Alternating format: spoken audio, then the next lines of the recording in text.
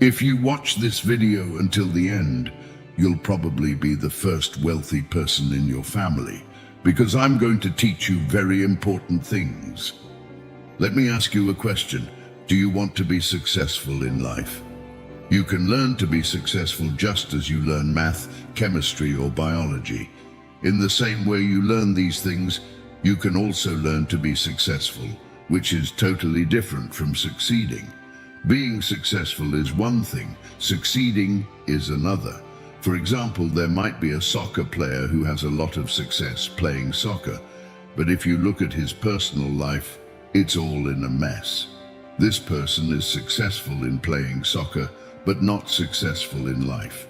To be successful in life, you have to work in various areas, in the personal, professional, financial, family, social, and friendship areas. This is the big difference between success and being successful. What are you looking for? Do you want success in something specific, or do you want to be successful overall? Leave your comment. I already want to mention that if you want to be successful, watch this video until the end, because at the end of this video, you will find very valuable tips. Let's go back to our analysis.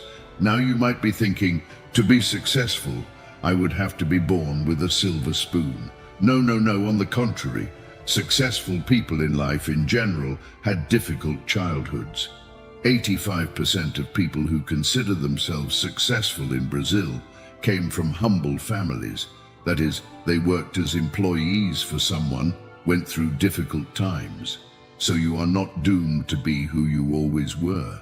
Your past is gone and you can't change that. But your future is not yet written. You can start writing it today. If you can understand this, it will make a huge difference in your life, simply because you understand this perspective of tomorrow. Know that we are the only animals on planet Earth with the ability to transcend. That means starting over. It doesn't matter where you were born. It doesn't matter the upbringing you had in childhood. It doesn't matter what you did or didn't do until today. Tomorrow you can open a new book, start the first page. That's called transcending. But to do that, we have to make some changes first. You, me, everybody knows what I'm talking about. A series of beliefs. And our modus operandi is based on our beliefs. And these beliefs are often unfavorable. They are not bringing us the desirable results. A belief becomes obsolete when it is not giving us what we want, which is to evolve. So let's eliminate the obsolete beliefs that are not bringing us the desirable results. We don't need to reinvent the wheel. The secret here is to make it spin faster. Because someone has come before, studied all of this, researched millionaires, successful people, not only in terms of money, but in terms of family, health, etc. And they managed to identify what common habits these so-called successful people have. So, do you want to move towards success? I want to know where you are coming from. If you don't have a clear idea of where you are coming from, it is practically impossible to achieve the success you are seeking. So the first thing we need to know is your level of self-esteem. So I'm going to do a questionnaire here. Very yes, very no. We will take 5 areas of your life: health, family, finances, professional life, and friendships. And for each of these specifically, you will give a rating from 1 to 10. Then we will add up these ratings, and then you will see what happens. Let's start first with health. We know people who are 30 and never get sick, right? And also, you must know people who are sick every day, so you will have to evaluate your health. If you are the type of person who never gets sick, is always well, you will give a rating of 10 because you are completely healthy. If you are a person who is sick every day, you will give a rating of 1.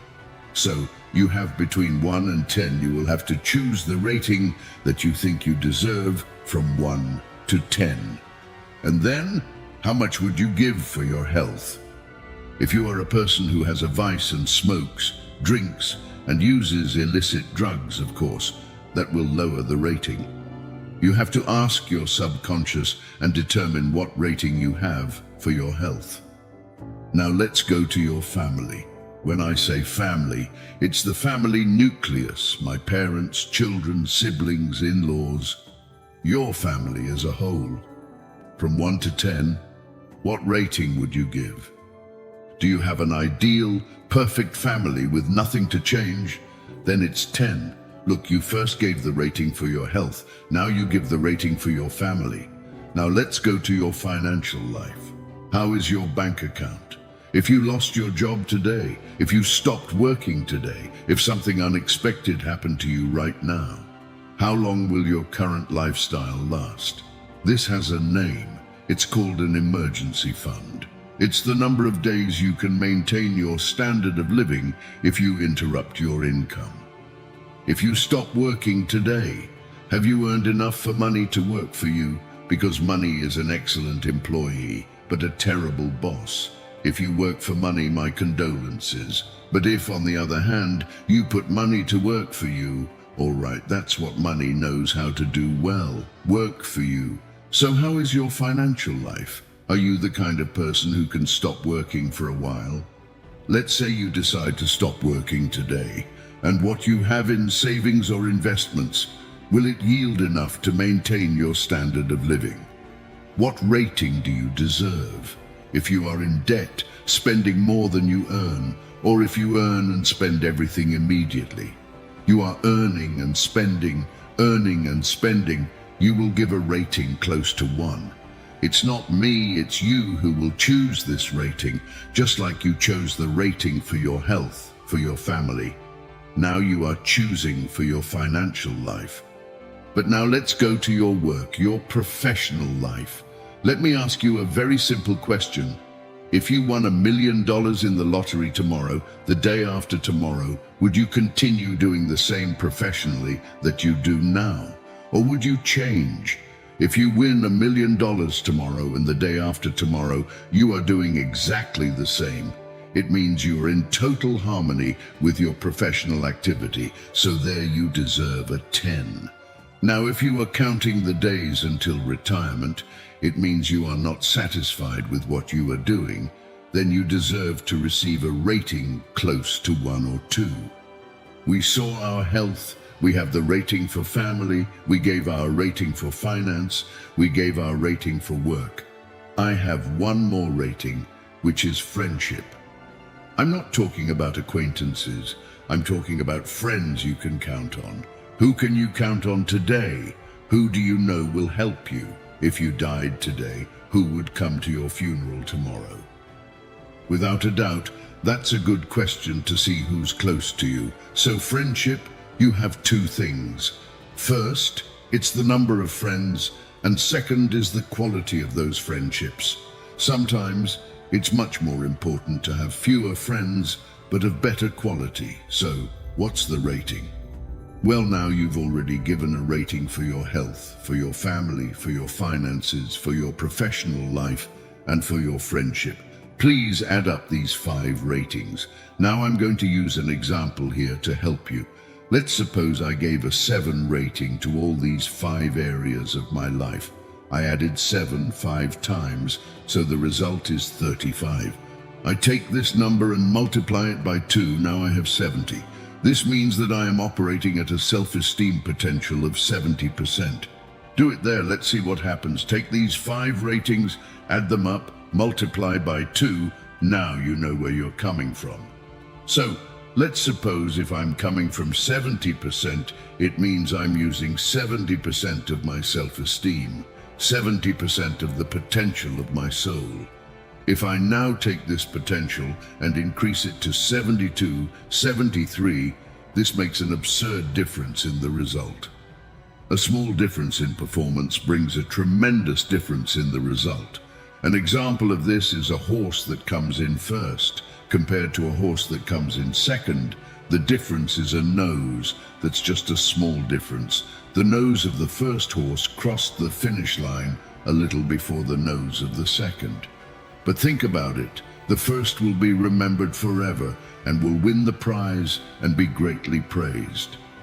And the second, it's just a difference of a nose. No one will remember who came in second. That's because it was a difference of a few centimeters, fractions of a second. So learn that a small difference in performance brings a tremendous difference in results. You compare a poor, unsuccessful individual and a millionaire, successful individual. They get up more or less at the same time. They go to bed more or less at the same time. So you see that there isn't much difference between one and the other. But what is one doing?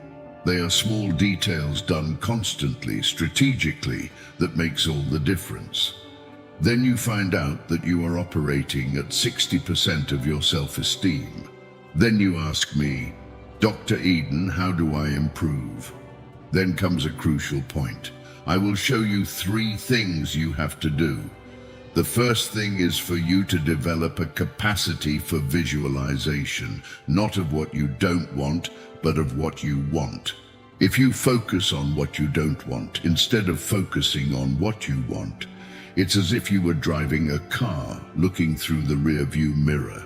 You know where you're coming from, but you don't know where you're going. So Einstein said that imagination is more important than knowledge. Every time there was a dispute between knowledge and imagination, imagination always won. So you have to learn to imagine the situation you want. It has to exist first in your brain. Let me give you an example. You dream of acquiring a new house. You have to see how many rooms it will have, how it will be built, what color the outer wall will be, what color the inner wall will be, how many bedrooms, how many bathrooms, what furniture, what carpet you will put. You start creating this new house in your mind. The more specific, the more characteristics, the more details you put. It will also be easier to create because everything that exists in the physical universe was created twice. You want to see it, look around you. Choose any object that you saw there, anyone. It can even be the object you're holding right now. Yes, your phone. Even before it was created, it went through someone's mind. So everything that exists in the physical universe first existed in someone's mind before manifesting in the physical universe. So you have to learn the process of visualization. It's very simple. It's you closing your eyes and focusing on what you want. In your health area, in your family area, in your professional areas, in the most important areas of your life, you have to learn to visualize.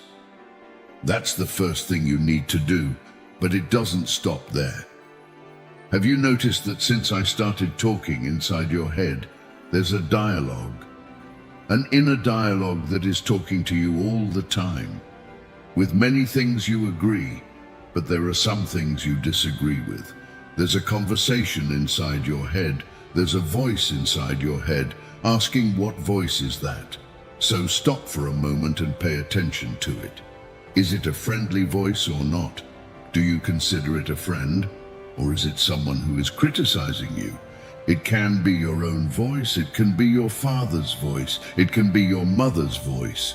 But there is an internal dialogue inside that makes a huge difference in your life. That's the internal dialogue. What kind of dialogue do you have? So, when a negative dialogue appears, you have to say, cancel, cancel, cancel. Let me tell you one more thing. The way you carry your body. What is your posture? Go to a mall in your city and spend some time observing people passing by. There will be people walking with their necks straight, looking at the horizon, right? And there will be people walking with their heads down, looking at the ground. If you're in a room and a king, a queen, a prince, a princess enters, even if you don't know they're a king, a queen, you'll see that the person who enters has majesty. What does it mean to have majesty? They walk with an upright posture. They learned since childhood. The butler taught them that they had to walk as if balancing a book on their head. When I stretch my body, imagining that there's a hook coming from the sky, pulling my head, my neck stretches, my shoulders relax, I connect with universal intelligence, that flow of intelligence there. And you know what happens? I improve my self-esteem. So, to improve my self-esteem, I have to know how to visualize. I have to know how to deal with internal dialogue. I have to cancel what is negative. This is a very serious problem. Have you ever stopped to think that all the time we are imagining things, whether positive or negative? If I say, think of an elephant, at this very moment, you are imagining an elephant. Now, if I tell you, don't think of a lion, even though I said not to think, you ended up thinking. Do you know why this happened? Because the word no has no linguistic representation. For example, a mother will say, son, don't disturb your little sister.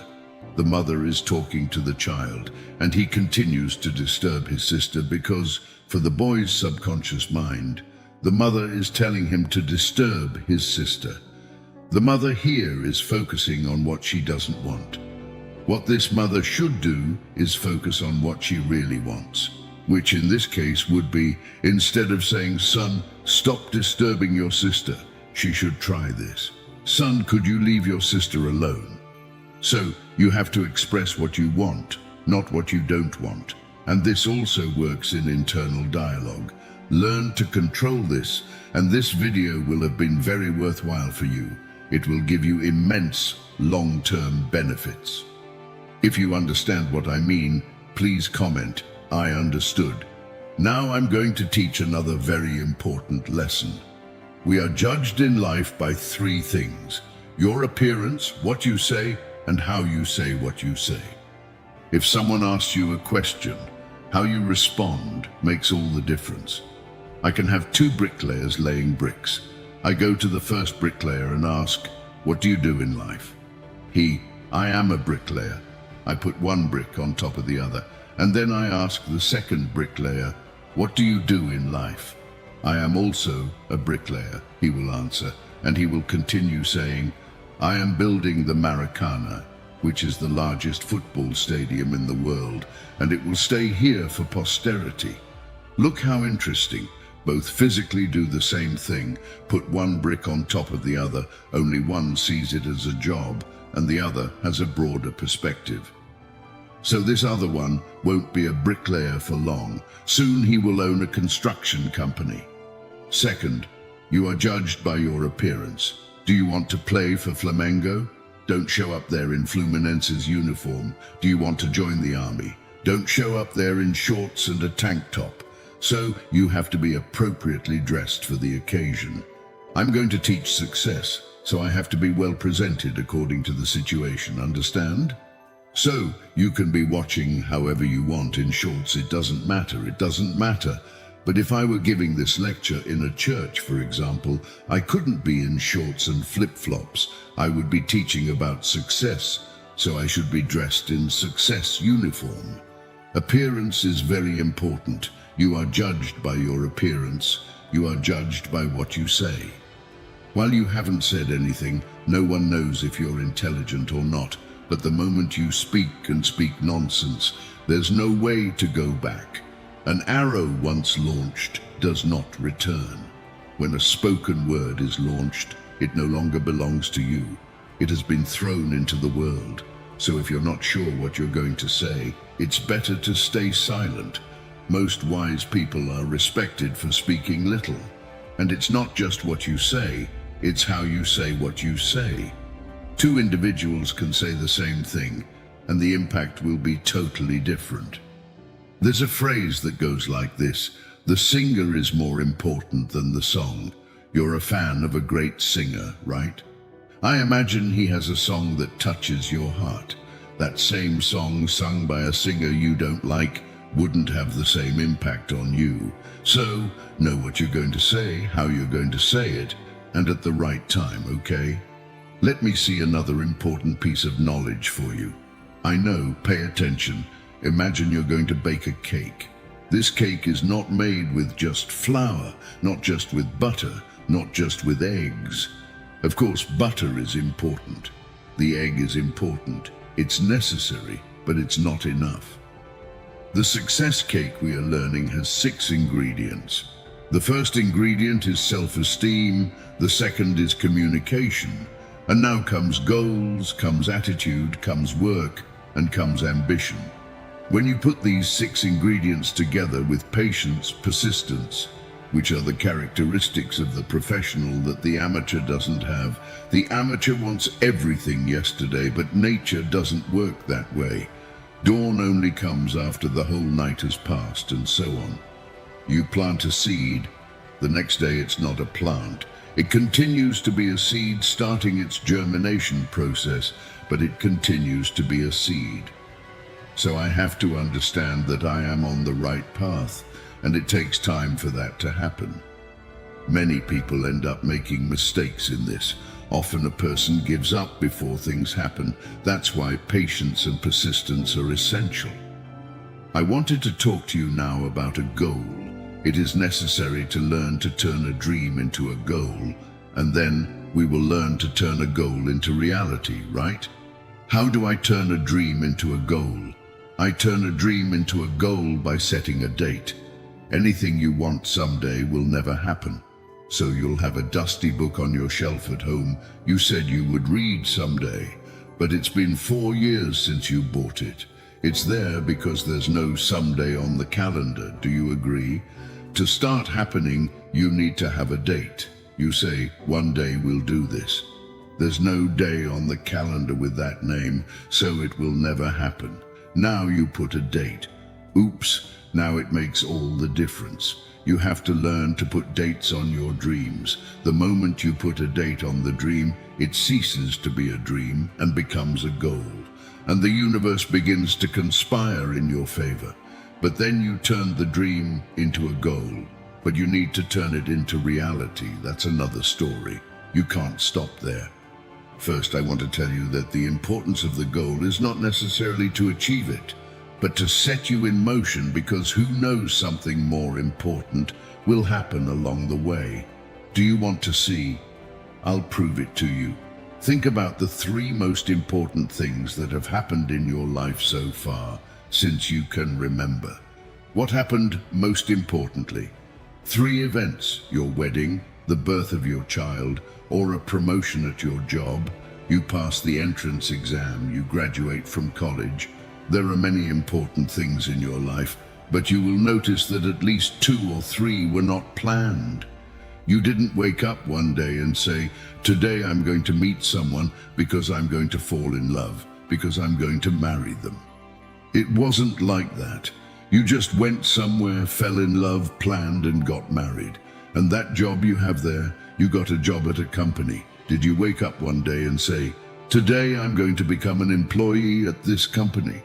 Did it happen like that? No, you saw an advertisement, someone invited you, went for an interview, handed in your resume, got approved, and one day that you never imagined, someone called you and said, you start working tomorrow. Interesting. I have to have goals to put me in motion, but I have to have my mind prepared for better things, right? Then maybe other opportunities more important than the one you're focusing on will arise in your life. You have to have this flexibility. And this goal cannot be just one thing. There must be diversification. Don't put all your eggs in one basket. Someone comes and carries your basket, it's over, takes all your eggs. For example, do you only have the profession of being a mother, which is the noblest profession on planet Earth, being a mother, and you dedicate yourself entirely to being a mother? Look at the risk you're taking. If you are a mother, one day your children will grow up, they will leave. We raise children for the world. They don't stay with us. They go take care of their lives. And then what will you say? Oh, but now I feel empty. It's the empty nest syndrome. It's the mother who dedicated her entire life to her children. The children grew up, went to take care of their lives, and the mother feels alone. So you have to have diversity. You have to have a financial goal. You have to have a professional goal. You have to have a social goal. You have to have a family goal. You have to have a health goal. What's the use of earning a lot and having a heart attack when you're 40? Is it worth it? I won't take anything to the grave. The coffin has no drawer. The coffin has no pocket. Why earn all this money and leave this life without enjoying it? So you have to have leisure goals. I have to diversify my goals. This is very important. You set a goal and it has to be remembered. Don't remember it only on December 31st and think it's all sorted out. No, no, no. You have to remember it every day. The Orientals take a doll called Daruma, I don't know if you know, and paint one eye of the doll, paint the right eye of the doll, and then there's still the left eye to paint, and they put that doll on the table. That doll represents a goal, buying a new house. So every time they look at that doll, they remember the goal. It serves as a reminder for it. There are several Darumas in the room, many with both eyes painted and some with only one eye painted, because the goal has to be remembered. For example, are you studying medicine just because it's your parents' dream? No, no, no, it's all wrong. Tell your father to take the entrance exam. You have to pursue a goal that is yours, that you really desire, understand? If an Oriental said he would buy a new house, and when he buys it, he goes there and paints the other eye of the doll. If you enter an Oriental's house, you will see that there are several Darumas in the room, many with both eyes painted and some with one eye painted. In 1945, Hiroshima, Nagasaki, everything was destroyed. 40% of Japan destroyed. Today it is among the top 5 countries in the world. Do you know what happened? Can you guess? From 40% destroyed to among the top 5 countries in the world. Remember this philosophy called Kaizen, always improve, continuous improvement.